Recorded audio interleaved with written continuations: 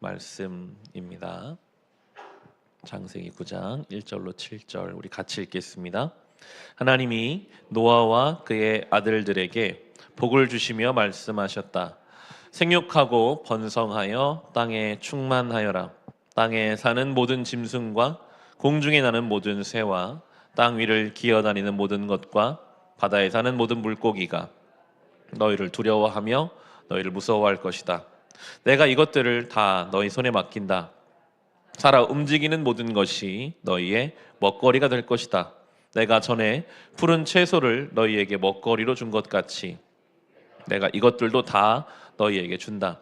그러나 고기를 먹을 때에 피가 있는 채로 먹지는 말아라. 피에는 생명이 있다.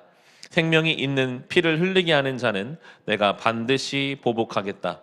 그것이 짐승이면 어떤 짐승이든지 그것에게도 보복하겠다. 사람이 같은 사람의 피를 흘리게 하면 그에게도 보복하겠다. 사람은 하나님의 형상대로 지음을 받았으니 누구든지 사람을 죽인 자는 죽임을 당할 것이다. 너희는 생육하고 번성하며 땅에 편만하여 거기에서 번성하여라. 아멘. 하나님은 분명히 심판을 하셨지만 그 심판이 결론이 아니라 다시 복을 오늘 주고 계십니다. 오늘 1절 말씀, 하나님이 노아와 그의 아들들에게 복을 주시며 말씀하셨다. 생육하고 번성하여 땅에 충만하여라. 아멘. 홍수의 심판 때에는 하나님이 방주로 들어오라고 하십니다. 홍수가 끝나고 나니 다시 복을 주시며 이제는 퍼져서 살아가라. 온 땅에 충만하게 살아가라 하십니다. 심판의 때에 하나님이 주시는 메시지가 있고 축복의 때에 또 주시는 메시지가 있습니다. 그 때에 맞게 주신 말씀에 따라 행동을 하기를 원하시죠. 우리가 사는 때는 지금 어느 때일까요? 심판의 때, 은혜의 때를 이렇게 지나가며 우리는 예수 그리스도가 이미 이 땅에 오셨다가 그 사역을 다 이루시고 부활 승천하신 후에 보혜사 성령께서 우리와 함께 하시는 은혜와 성령의 시대를 살아가고 있습니다. 고린도후서 6장 2절에 보십시오. 지금이야말로 은혜의 때요. 지금이야말로 구원의 날입니다. 아멘. 분명하게 성경은 선포하고 있습니다. 지금은 은혜의 때다. 구원의 날이다. 사도 바울이 너무 그걸 잘 경험했잖아요.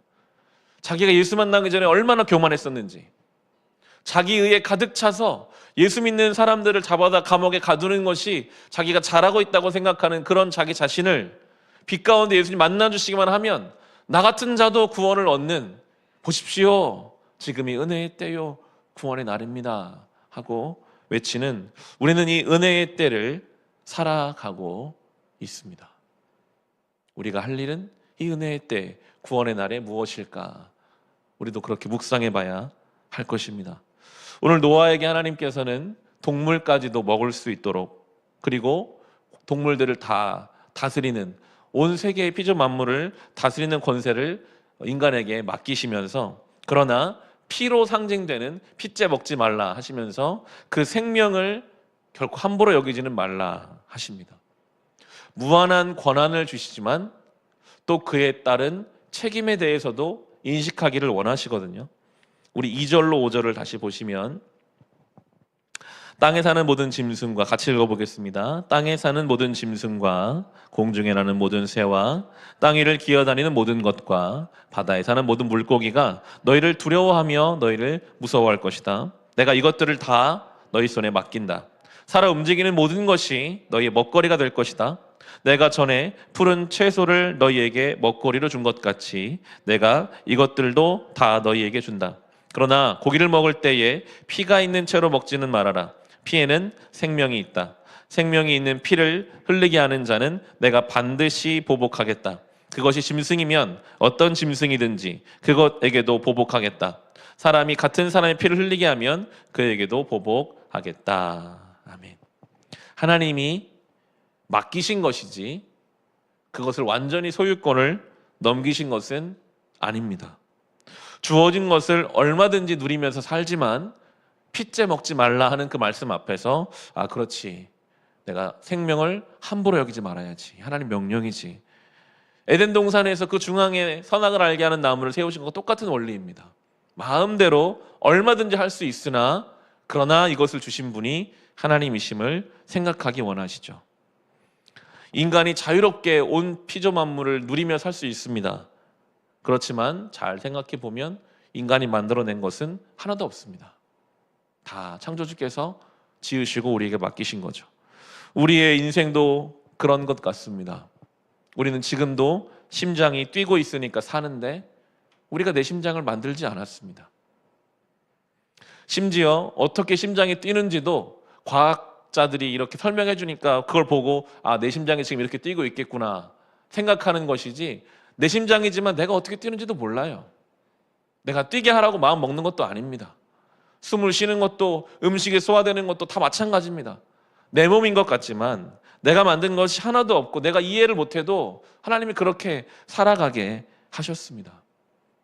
나에게 위임해 주신 것들을 늘 존중하고 감사하면서 살아가기를 원하시죠. 생명에 대한 무거움을 인식해야 하고 무엇보다도 사람에 대해서는 더 존귀하게 여기라고 하시면서 6절을 보시면 사람은 하나님의 형상대로 지음받았으니 누구든지 사람을 죽인 자는 죽임을 당할 것이다. 아멘. 사람은 하나님의 형상대로 지음받은 존재라고 말씀하시고, 누군가를 죽이는 것은 실은 나를 죽이는 것과 같다.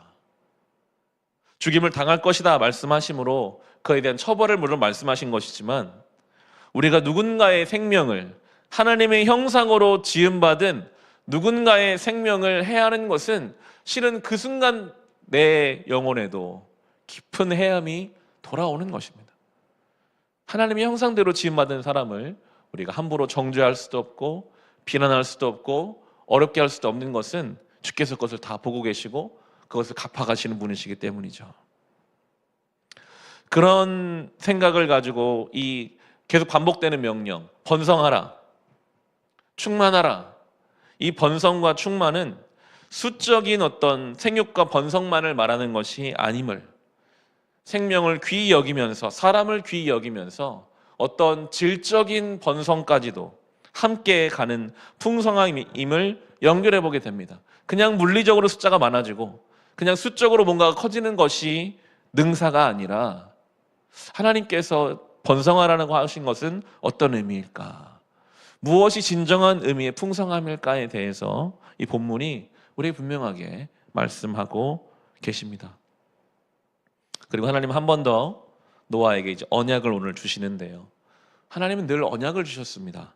아담에게도 언약을 주시면서 동산 중앙엔 나무 먹지 말라, 먹으면 죽으리라. 그 언약은요, 그걸 안 먹으면 산다는 거거든요. 그것을 먹지 않는 명령을 지킴으로써 얼마든지 에덴 안에서 풍성하게 살 수 있다는 약속입니다. 먹지 않는 것으로 나를 살게 하시는 하나님의 약속. 그것이 하나님과의 그 약속이, 그것이 우리의 생명이고 그것이 우리의 질서가 되거든요. 결국 신앙은 하나님이 나에게 준 약속을 신뢰하는 것입니다. 노아에게 우리 9절로 11절 이렇게 약속하셨습니다. 같이 읽어보겠습니다. 이제 내가 너희 후와 너희 뒤에 오는 자손에게 직접 언약을 세운다. 너희와 함께 있는 살아 숨쉬는 모든 생물, 곧 너와 함께 방주에서 나온 새와 집짐승과 모든 들짐승에게도 내가 언약을 세운다. 내가 너희와 언약을 세울 것이니 다시는 홍수를 일으켜서 살과 피가 있는 모든 것들을 없애는 일이 없을 것이다. 땅을 파멸시키는 홍수가 다시는 일어나지 않을 것이다. 아멘. 노아와 그의 후손들에게, 그리고 모든 생물들에게 하나님이 약속하십니다. 다시는 홍수로 땅이 멸망당하지 않을 것이다. 그 약속의 징표로 이제 무지개를 이야기하시죠. 결국 무지개는 비가 그쳐야 뜨잖아요. 그러니까 비가 한번 내리기 시작하면 이 비가 안 그치면 어떡하지? 또 우리가 심판당하면 어떡하지? 할 수 있는데 비는 그칠 것이고, 무지개가 나타남으로써 하나님이 약속을 또 지켜주시는구나. 우리는 여전히 죄가 있으나 우리의 그 죄 때문에 물로 이 땅을 심판하지 않으시겠다는 그 하나님 얼마든지 심판할 수 있으시지만, 능력이 있으시지만 오늘도 그 비를 멈추시고 무지개를 다시 띄우심으로써 그 약속과 그 은혜와 하나님의 언약을 생각하게 하시는 그 하나님과 노아의 약속의 장면으로 9장이 진행되고 있습니다. 노아가 그의 인생을, 남은 여생을 살아가는 동안 비가 올 때마다, 비가 그치고 무지개가 뜰 때마다 그 약속을 생각했을 것입니다. 하나님이 오늘도 약속을 지켜주시는구나. 나도 그러면 하나님 앞에 제대로 살아야지. 생육하고 번성을 하셨고 생명을 존중하라 하셨고 하나님의 형상대로 지은 사람을 경히 여기지 말라고 하셨으니 그렇게 약속이 지켜져 가는 삶을 살기를 원하시거든요. 우리는 노아 때보다 훨씬 더 구체적이고 영원한 십자가의 약속을, 언약을 받았습니다. 우리가 잘 아는 말씀 요한복음 3장 16, 17절에 하나님께서 세상을 이처럼 사랑하셔서 외아들을 주셨으니 이는 그를 믿는 사람마다 멸망하지 않고 영생을 얻게 하려는 것이다. 하나님께서 아들을 세상에 보내신 것은 세상을 심판하시려는 것이 아니라 아들을 통하여 세상을 구원하시려는 것이다. 아멘. 이것이 우리에게 주신 언약입니다. 노아가 비를 그리고 무지개를 통해 하나님 약속을 기억하듯 우리는 십자가를 보며 주님이 나를 위해서 이 땅에 오셨지. 내가 구원받은 주의 백성이지. 하나님이 세상을 사랑하셨지. 내가 그 사랑의 결과물로 구원받은 사람임을 십자가를 통해 이렇게 예배의 시간, 또 개인적으로 성경을 묵상하는 그 시간마다 다시 기억하고 그 약속의 때를, 은혜의 때를 우리는 살아갈 수 있습니다. 하나님은 심판의 비로 마치지 않으시고 약속의 무지개로 맞춰주십니다. 때로 우리의 죄로 인해서, 우리의 게으름으로, 불순종으로, 사랑 없음으로 생긴 우리의 삶의 갈등과 책임을 지게 하시는 부분들이 있죠. 그러나 그것으로 끝나지 않고 그런 우리의 모든 죄를 다 주님이 십자가상에서 해결하셨으니 이제 우리는 구원받은 자로, 용서받은 자로 살아갈 수 있는 그 약속의 은혜를 누리며 살아가시기를 주님의 이름으로 축원합니다. 우리 같이 찬송하고